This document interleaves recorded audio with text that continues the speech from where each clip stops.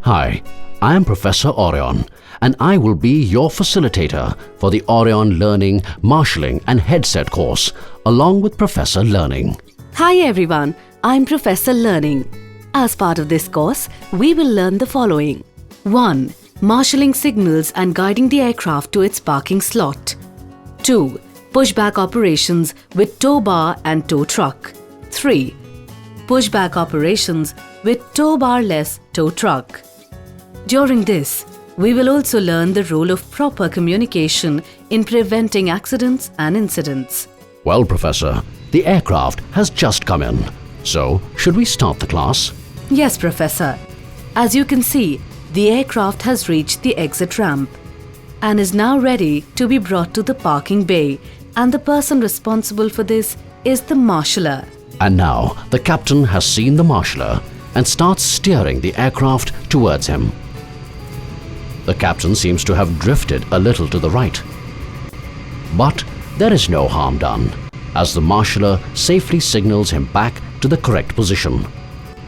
The marshaller signals the captain to slow down as the aircraft reaches the gate. And there's a stop signal.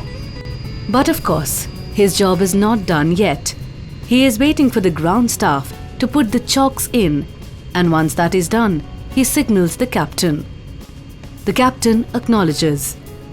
And now, the marshaller asks the captain to put the aircraft brakes on and waits for the captain to acknowledge that it is done.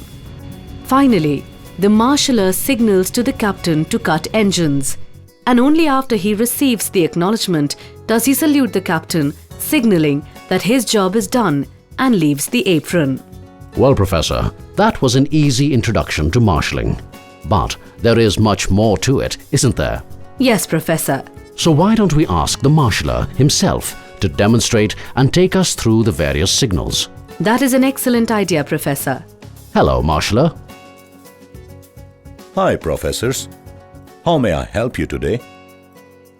Well, marshaller, don't we know that marshalling training is performed according to IATA AHM 630 9.38, AHM 631 9.2?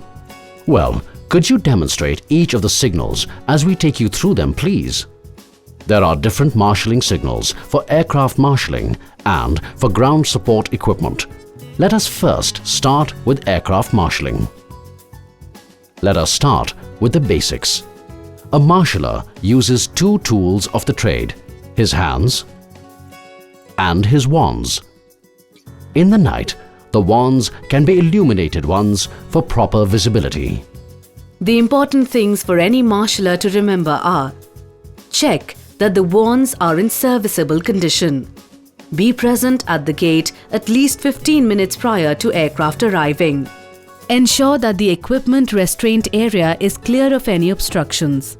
Now, let's take a look at the marshalling signals. When the aircraft is approaching the parking bay, the marshaller stands at the gate and holds his wands up to identify both the marshaller and the gate. The gate is the place where the aircraft comes to a stop and parks. Once the aircraft is on the yellow line in the center, the marshaller indicates that it should continue to taxi straight ahead by bending extended arms at elbows and moving them up and down from waist to head. The speed at which the marshaller's arms move during the signaling indicates the speed at which the aircraft should proceed. To get the aircraft to slow down, move extended arms downwards in a patting gesture. When the marshaller wants the aircraft to move to his left, he extends the left arm with the wand at 90 degrees to the body and gives the come ahead signal with his right hand. And when the marshaller wants the aircraft to turn right from his point of view, with wand extended at 90-degree angle, he makes a signal with his left hand to come ahead. For a normal stop, the marshaller extends his arms and wands fully at a 90-degree angle to his sides and slowly moves them above the head until the wands cross. If, however, the marshaller needs to bring the aircraft to an emergency stop for any reason, Maybe he has seen some obstruction. Then he abruptly brings his wands up and crosses them above his head.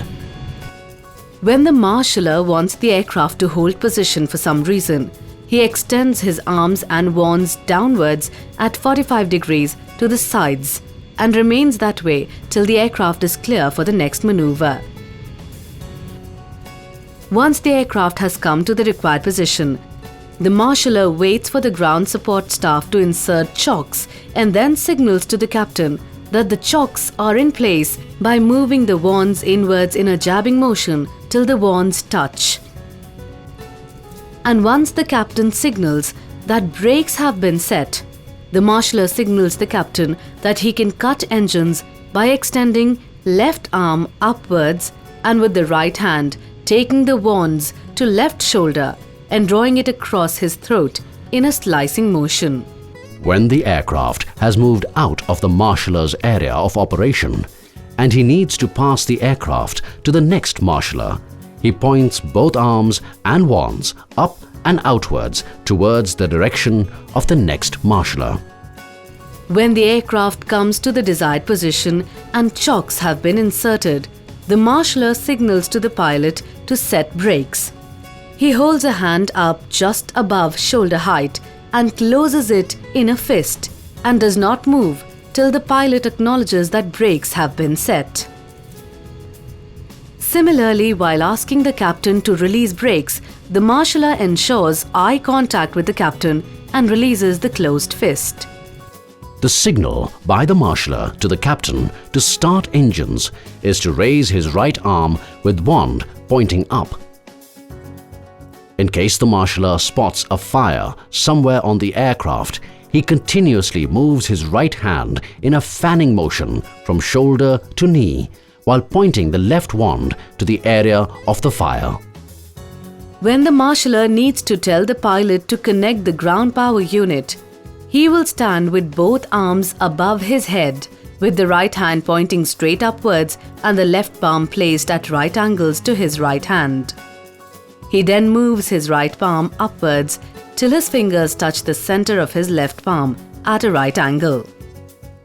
And when he wants to tell the pilot to disconnect the ground power unit, he stands in the exact same position, but this time he will move his right palm downwards in a disconnecting motion from his left palm. When the aircraft is ready to move from the parking bay, the marshaller waits until he has been authorized by the captain that chocks may be removed.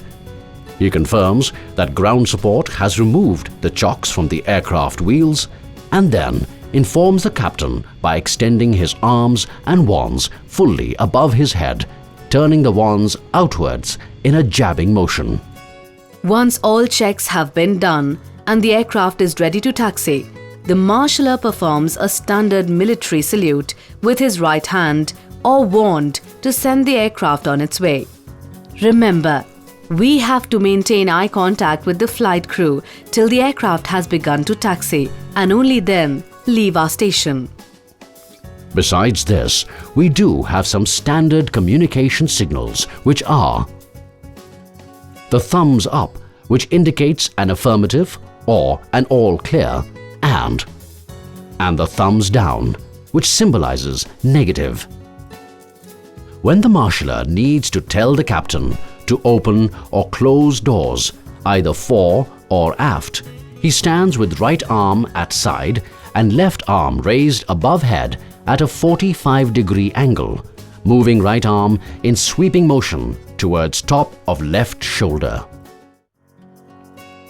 In case the marshaller wants to indicate to the captain that he must not touch controls, then he raises his right hand above head level and close fist or hold wand in horizontal position, and his left arm remains at his side by the knee. When the marshaller needs to communicate to the captain that the interphones are on, he extends both arms at 90 degrees from the body and moves hands to cup both ears. Well, that completes the marshalling signals required to communicate between the flight crew and the marshaller. Let's take a break now and check our understanding of marshalling signals. In the next module, we will move on to push-back operations and the communication required for the procedure. Thank you.